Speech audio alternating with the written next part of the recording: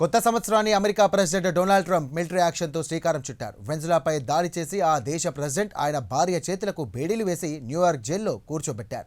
Trump చర్యకు యావత్ ప్రపంచం షాక్కు గురైంది. గత కొన్ని నెలల నుంచి వెనిజులా ప్రెసిడెంట్ నికోలస్ మడూరోపై ఆరోపణలు గుప్పిస్తూ వస్తున్నారు. ఇక వెనిజులా నుంచి మడూరో అమెరికాకు భారీ మొత్తంలో డ్రగ్స్ సరఫరా చేస్తున్నాడని ఆరోపించారు.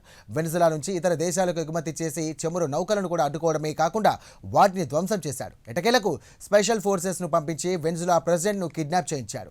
ఇక ట్రంప్ ప్రపంచంలోని పలు దేశాలకు యుద్ధాలను ఆపించారని గొప్పలు చెప్తున్నాడు. వీలైనంత వరకు యుద్ధాలు ఆపుతానని హామీలు గుప్పించాడు. నోబెల్ శాంతి బహుమతికి తాను అర్హునని తనకు నోబెల్ ఇవ్వనందుకు శాపనార్థాలు పెట్టాడు. తీరా చూస్తే ఆయన చెప్పిన దానికి చేసేదానికి ఎక్కడా పొంతన కుదరడం లేదు. తాజా వెనిజులా ప్రెసిడెంట్ కిడ్నాప్ గురించి మరింత సమాచారం ఇప్పుడు తెలుసుకుందాం.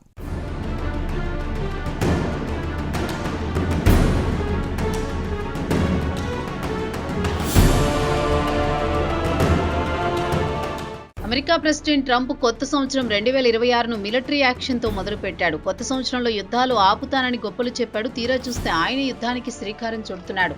తాజాగా వెనిజువెలా ప్రెసిడెంట్ నికోలస్ మడూరో ఆయన భార్యను కిడ్నాప్ చేయించాడు. కరడుగట్టిన క్రిమినల్స్ కు చేతులకు బేడీలు వేసి కళ్లకు గంతలు కట్టి వారికి న్యూయార్క్ జైల్లో వేశాడు. తాను తలుచుకుంటే ఎవరినైనా ఏమైనా చేయగలనని యావత్ ప్రపంచానికి సందేశమిచ్చాడు. ఇక వెనిజువెలా ప్రెసిడెంట్ నికోలస్ మడూరోను కిడ్నాప్ చేసి తీసుకువెళితే ట్రంప్ను నిలదీసే నాథుడే లేకుండా పోయాడు. యావత్ ప్రపంచం గట్టిగా ఖండించడం లేదు. ఏదో నామకే వాస్తే అన్నట్టు ఒకటి అరా ప్రకటనలు విడుదల చేసి చేతులు దులుపుకున్నారు.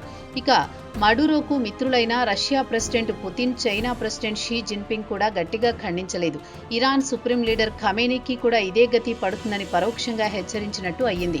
ఇక సోషల్ మీడియాలో ట్రంప్ ఇండియాపై కూడా మిలిటరీ యాక్షన్ కు దిగినా దిగవచ్చు అన్న పోస్టులు పెడుతున్నారు. ఇటీవల కాలంలో ఆయన పాకిస్తాన్ కు దగ్గర కావడంతో అనుమానాలు బలపడుతున్నాయి కూడా.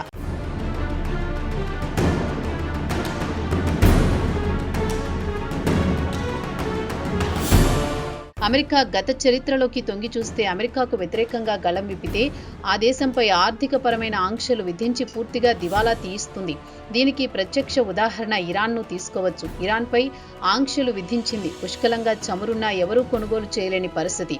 ప్రస్తుతం ప్రజలు ప్రభుత్వంపై తిరుగుబాటు చేస్తున్నారు. $1 కొనుగోలు చేయాలంటే 14 లక్షల రియాల్స్ చెల్లిస్తే తప్ప కొనలేని పరిస్థితి. దేశంలో ద్రవ్యోల్బణం విపరీతంగా పెరిగిపోయింది. ప్రజలు తిండికి అల్లాడిపోతున్నారు. నిరుద్యోగం పెరిగిపోయింది. దేశంలో మంచినీటి కొరత తన్నుకొస్తోంది. ఎక్కడ చూసినా అశాంతి. దీనికి కారకులు ముల్లాలని, దేశం నుంచి వారిని తరిమి కొడితే కానీ ఇరాన్కు మోక్షం లభించదని ప్రజలు రోడ్డెక్కి పెద్ద ఎత్తున ఉద్యమిస్తున్నారు. ఇరాన్ మాజీ కింగ్ రెజా పెహెల్వీ కుమారుణ్ణి తీసుకువచ్చి కూర్చోబెట్టాలని అమెరికా చూస్తోందన్న వార్తలు ఇంటర్నేషనల్ మీడియాలో ఊపందుకున్నాయి. ఇక ఇరాక్ విషయానికొస్తే ఇరాక్ ప్రెసిడెంట్ సద్దాం హుసేన్ వద్ద రసాయన ఆయుధాలున్నాయని, దీంతో ప్రపంచానికి ముప్పు పొంచి ఉందని ఆరోపించి యుద్ధానికి దిగి సద్దాంను అరెస్ట్ చేసి ఆయనపై లెక్కలేనని ఛార్జీలు మోపి ఉరికంబం ఎక్కించే వరకు నిద్రపోలేదు అమెరికా. తీరా చూస్తే ఇరాక్ వద్ద రసాయన ఆయుధాలు లేవని తేలింది. ఇక్కడ కూడా అమెరికా ఇరాక్ ఆయిల్పై కన్నేసింది.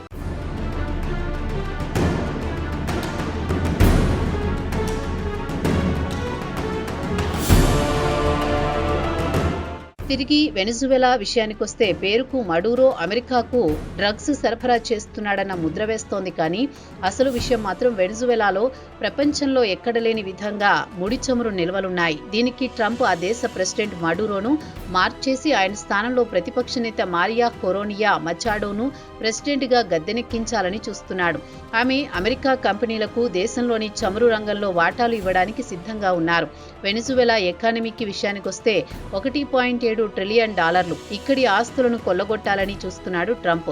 ఇక మడూరోను అరెస్ట్ చేసిన తర్వాత ట్రంప్ మీడియాతో మాట్లాడుతూ అమెరికా నుంచే తాము వెనిజువెలాను పాలిస్తామని చెప్పాడు. అమెరికాకు చెందిన కంపెనీలు వెనిజువెలా ఆయిల్ను వెలికితీసి గ్లోబల్ మార్కెట్లో విక్రయిస్తామని చెప్పాడు. ఇక వెనిజువెలాలో సుమారు 303 బిలియన్ బ్యారెల్స్ ముడి చమురు నిల్వలున్నాయని చెబుతున్నారు.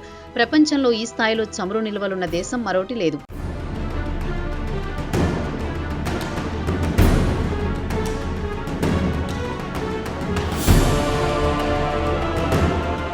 అమెరికా ప్రెసిడెంట్ ట్రంప్ శనివారం కారాకస్ పై చేసిన దాడిని యాంటీ డ్రగ్ ఆపరేషన్ అని పేరు పెట్టారు. మడూరో నార్క్ టెర్రరిజానికి కుట్ర పన్నుతున్నాడని, పెద్ద మొత్తంలో కొకైన్తో పాటు ఇతర మాదక ద్రవ్యాలు అమెరికాకు సరఫరా చేశాడని ఆయనపై ఛార్జీలు మోపాడు. అయితే ఈ ఆపరేషన్లో భాగంగా అమెరికా వెనిజువెలా రాజధాని కారాకస్లో డజన్ల కొద్దీ పౌరులను అధికారులను మిలిటరీ చంపిందన్న వార్తలొస్తున్నాయి.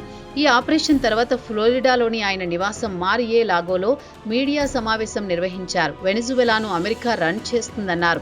ఆ దేశంలోని భూగర్భంలో ఉన్న అపారమైన సంపదను వెలికి తీస్తామని, అక్కడి ఆయిల్ను గ్లోబల్ కస్టమర్లకు విక్రయిస్తామని చెబుతూనే తమకు శత్రుదేశమైన చైనా, రష్యాకు విక్రయిస్తామన్నారు. అయితే మడూరో మాత్రం తనకు డ్రగ్స్ ట్రేడ్తో సంబంధం లేదని పలుమార్లు ఖండించినా వాషింగ్టన్ మాత్రం ఆయనను డ్రగ్ లార్డ్ అంటూ ముద్రవేసి యావత్ ప్రపంచం ముందు దోషిగా నిలబెట్టింది.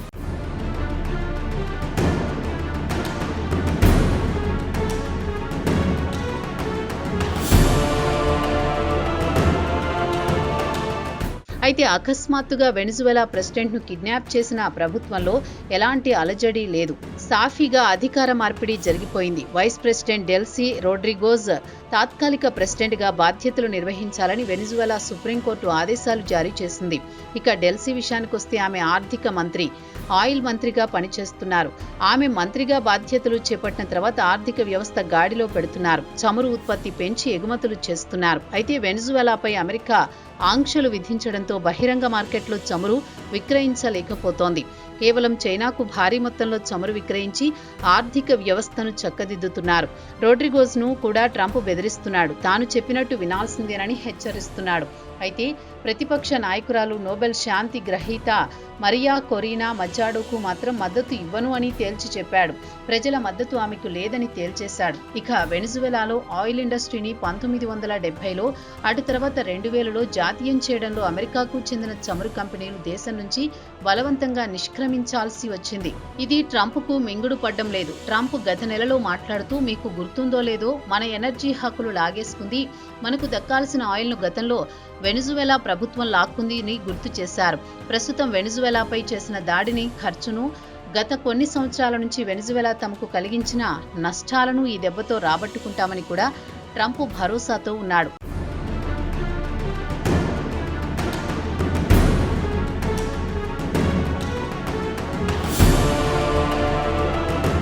అయితే ట్రంప్ వెనిజువెలా ఆయిల్పై 2017 నుంచే కన్నేశాడు. మొదటిసారి అమెరికా ప్రెసిడెంట్ అయినప్పటి నుంచే ఆయన వెనిజువెలా కంపెనీలను బ్లాక్ లిస్టులో పెట్టాడు.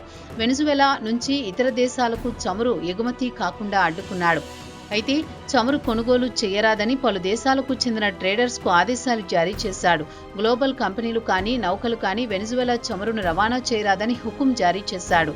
గత నెలలో కూడా ఇలాంటి ఆంక్షలు విధించాడు.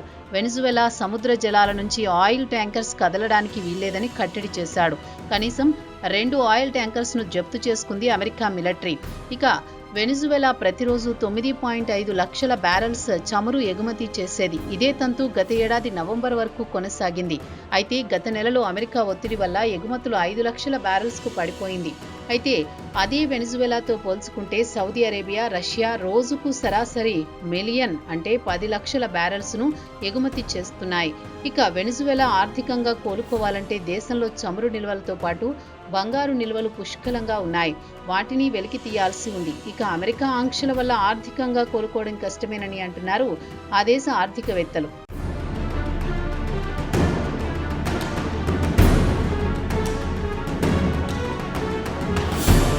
ట్రంప్ దాదాగిరికి విదేశీ ఇన్వెస్టర్లు ఎవరూ వెనిజువెలా వైపు కన్నెత్తి చూడరని వెనిజువెలా ఎకనమిస్టులు ఆందోళన వ్యక్తం చేస్తున్నారు.